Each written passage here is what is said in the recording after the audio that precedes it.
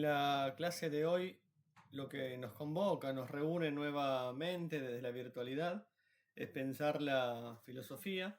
En este caso me interesa el sistema filosófico de René Descartes, bien, el método cartesiano, y comprender un poco también el contexto histórico en el que escribe, en el que produce, justamente elabora estos conceptos René Descartes que vamos a ir profundizando. Es hijo del siglo XVII, por lo tanto está como en una especie de pasaje del feudalismo al desarrollo total del capitalismo, bien, particularmente de otro contexto, incluso cultural, ¿no? De lo medieval hacia el Renacimiento, bien. Esto lo que va a implicar es una transformación entonces del pensamiento.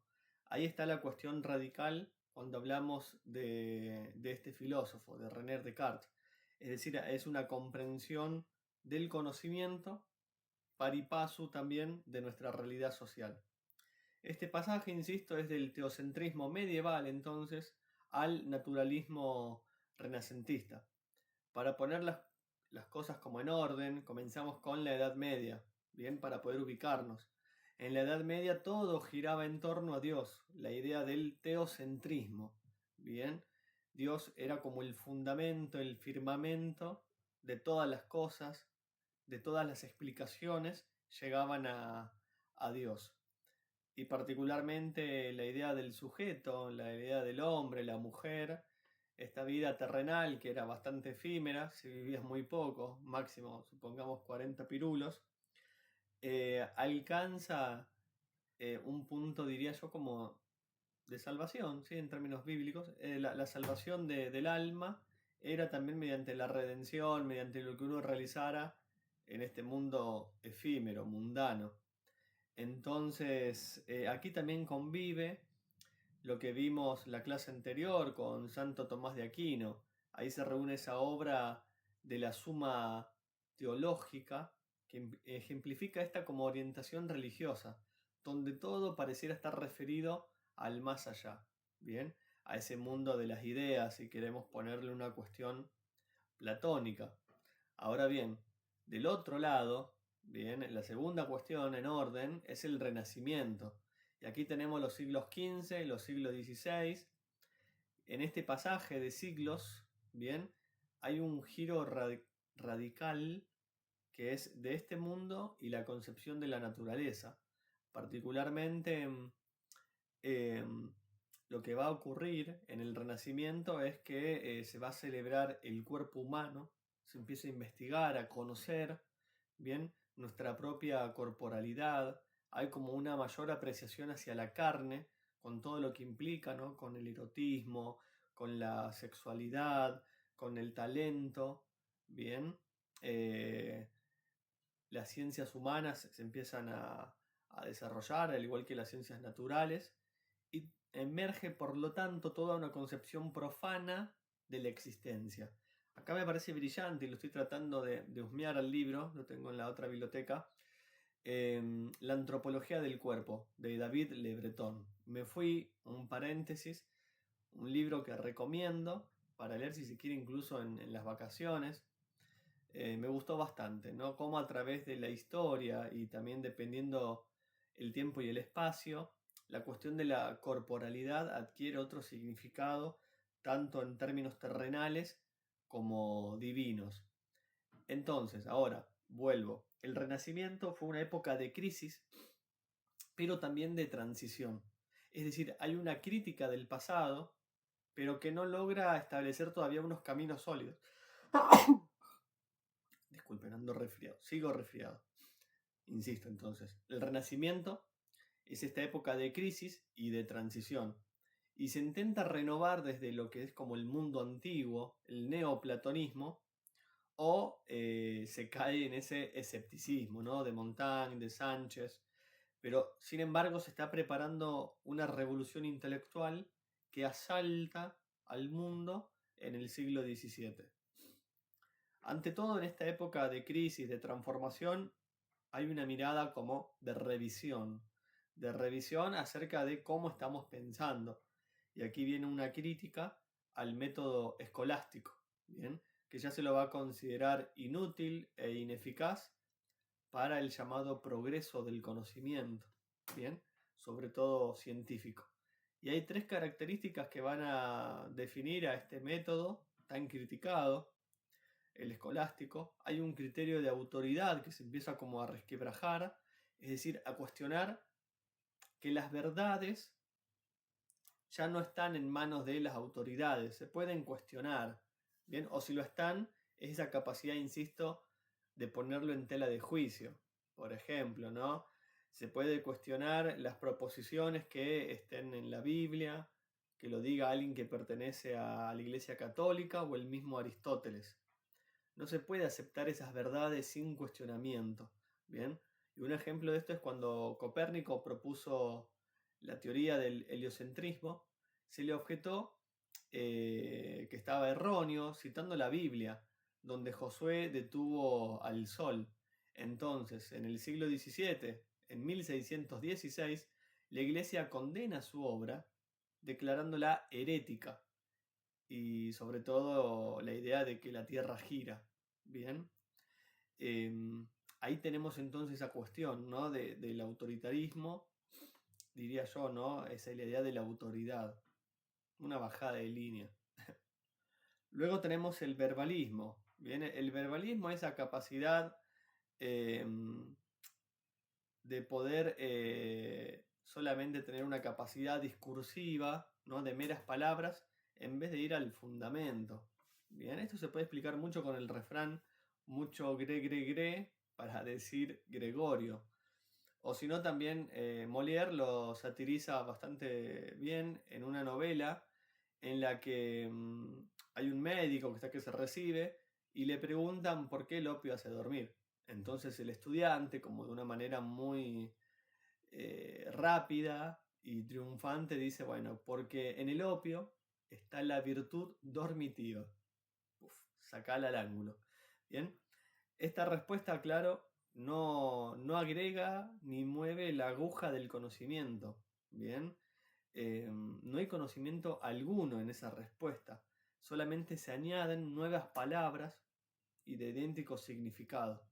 Entonces ese verbalismo va a confundir la explicación con la mera repetición lingüística. Y después sí tenemos otra cuestión que es el silogismo. Bien, es el razonamiento deductivo de 3 proposiciones. En estas 3 proposiciones, por ejemplo, no se amplía el saber porque suele estar que en la conclusión ya se encuentra la premisa mayor. Por ejemplo, todos los hombres son mortales. Primera proposición. La segunda, Sócrates es hombre. Y la conclusión, por lo tanto, Sócrates es mortal. Esto sirve para exponer verdades conocidas, pero no lo que se conocía en latín como el ars inviernim, que era el arte del descubrimiento. No permite determinar si las premisas son verdaderas ni descubrir nuevos conocimientos. Bien. A todo esto, estos 3 ejes que se han puesto en cuestión, ¿no? La crítica de autoridad, el verbalismo, la cuestión silogística, es pensar esto, ¿no? Una relevancia que llega hasta nuestro presente. Es pensar por nosotros mismos, algo que luego desarrolla mucho más Immanuel Kant. Y aquí podemos pensar, ¿no? Cuántas veces citamos como una cuestión totalmente de verdad a Freud, a Marx, a Heidegger, y eso como que nos libera, de cierto modo, de alguna explicación, de algún fundamento, incluso de alguna capacidad de reflexión. Entonces, dicho esto, Descartes va a representar, o se lo conoce como el primer hombre moderno, porque es el que decide empezar totalmente de cero, de nuevo, como si antes de él nadie hubiese filosofado. Entonces su grandeza radica en ese radicalismo. Va a buscar la verdad hasta en los últimos pozos del conocimiento. Es decir, Descartes vive con total profundidad la idea del fracaso, ¿no? Quiere encontrar la verdad. Es más, lo dice así de la siguiente manera: la filosofía ha sido cultivada por los más excelentes ingenios que han vivido desde hace siglos, y sin embargo, no hay nada en ella que no sea objeto de disputa y por consiguiente dudoso. Ya en esta oración, ¿no? Tenemos como, si se quiere, hay un emergente con la filosofía, que es la cuestión de cuestionarlo, discutirlo, y por último lo que él añade, ¿no? La duda. Es decir, no se acepta que sea verosímil o probable, que sea más o menos. El conocimiento para Descartes debe ser absolutamente seguro, o en todo caso ya debe abandonarse. Entonces, su filosofía, como se lo conoce, es una filosofía de la desconfianza, de una desconfianza radical. Bien, Hegel lo llamó el héroe porque tomó todas las cosas por el comienzo. La duda metódica, entonces, es lo que le va a dar a Descartes como ese camino hacia la certeza. Descartes, o Descartes, como quieran decirlo, no duda por dudar, como el escéptico estéril, sino que convierte la duda en un método, ¿bien? Es decir, de duda en duda, lo que se pretende como finalidad, como instrumento, es alcanzar la verdad absoluta. Entonces podemos decir aquí que su estrategia sirve, es brillante, ¿no? Dudar de todo para ver si algo resiste aún en la idea más exagerada, ¿bien? Y acá en este sentido que es metódica, porque la duda es como un puente hacia la verdad. La segunda es universal, debe aplicarse a todo, sin excepción. Nada debe quedar excluido del alcance de la duda. Y la tercera, hiperbólica, se lleva hasta su último extremo, su máxima exageración. Incluso lo que es meramente dudoso debe tenerse por falso. Esta es una crítica, por lo tanto, del conocimiento sensible.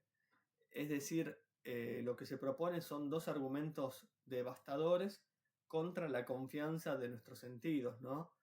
Esta idea de, en el buen castellano, que en nuestros sentidos nos pueden engañar, ¿bien? Nos pueden ser infieles, para que queden más claro.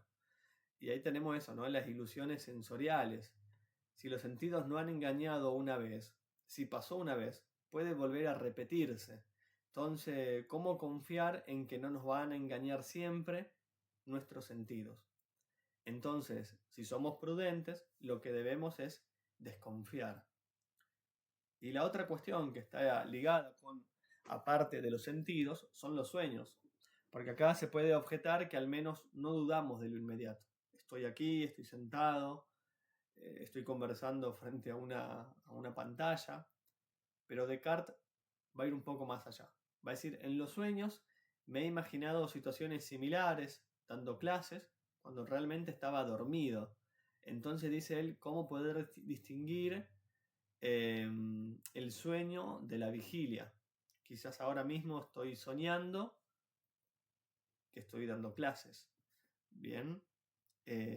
Ahí tenemos un poco también de la película Matrix para poder pensar. Entonces, ¿cuál es la cuestión de todo esto? Si los sentidos fallan, ¿qué hay de la razón? Bien, Descartes tampoco le va a perdonar a la razón. El primer argumento es el error en el razonamiento. Va a decir, incluso en la matemática, para él la ciencia más racional, entre comillas, se cometen errores. Nos equivocamos en las sumas, en las multiplicaciones, en los razonamientos geométricos.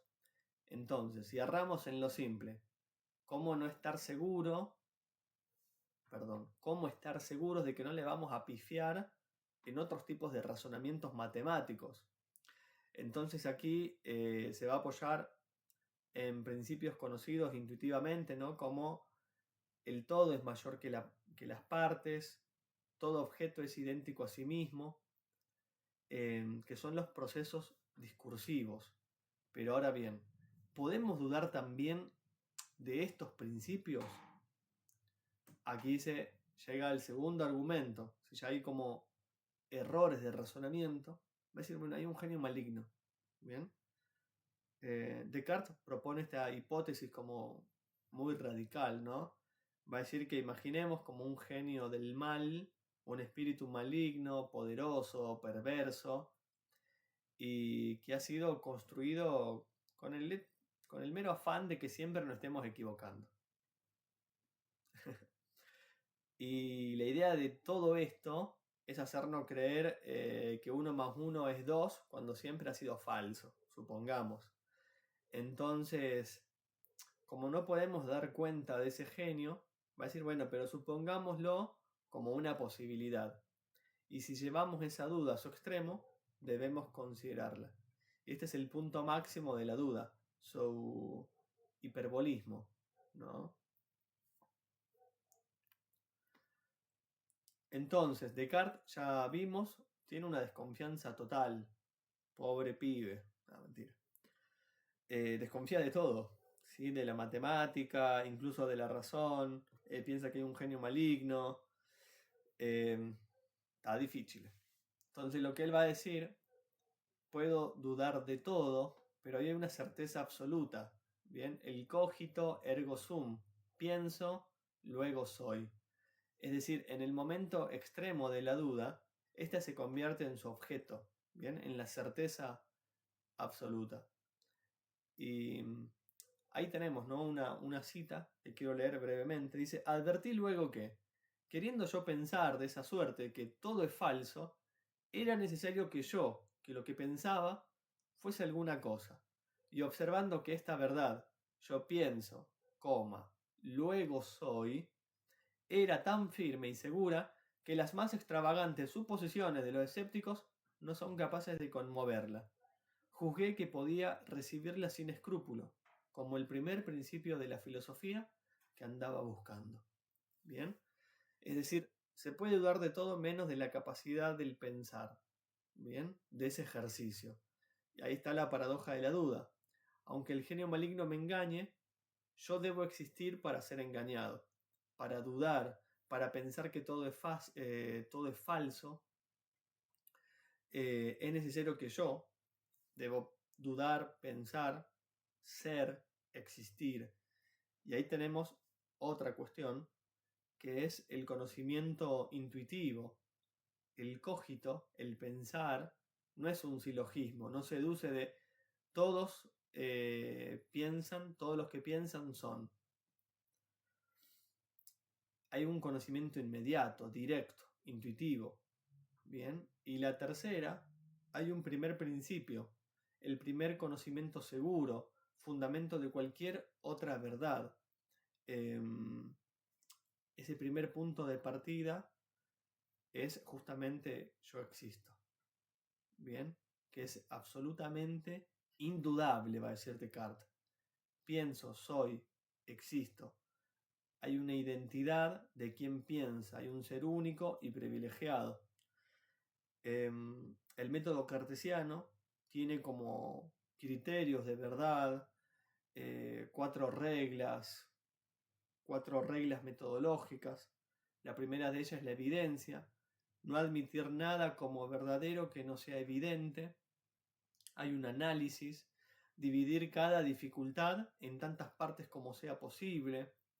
Hay una síntesis, concluir ordenadamente los pensamientos desde lo más simple a lo más complejo, y la enumeración, hacer recuerdos completos y revisiones generales. Claro que, como decíamos, el primer hombre moderno, Descartes, y ese pensar abarca toda la totalidad psíquica consciente, ¿no? Dudar, entender, afirmar, negar, querer, imaginar, sentir, etc. Entonces, ahí vamos a llegar a Dios como una sustancia infinita, que va a decir que Descartes va a demostrar que su existencia, mediante la idea innata de la perfección y el primer argumento filosófico, un ser perfecto debe existir, ¿bien? Pues la existencia es perfección. Dios, eminentemente veraz, garantiza la validez del conocimiento claro y distinto. Y después también va a arguir que Dios es veraz y que no nos engaña sobre nuestras sensaciones de movimiento y extensión. Su esencia es la extensión geométrica. Solo las cualidades primarias son realmente objetivas. Bien, las geométricas, insisto. Y después también tenemos como una sustancia, la idea del yo, como un pensante finito, ¿no? Es decir, el alma es independiente del cuerpo, más fácil de conocer que esta carnalidad. Y entonces ahí va a decir, las ideas se dividen en innatas, Dios, alma, concepciones matemáticas, como quizás lo sagrado, y las adventicias, de los sentidos, y las fácticas, ¿no? Facticias, de la imaginación.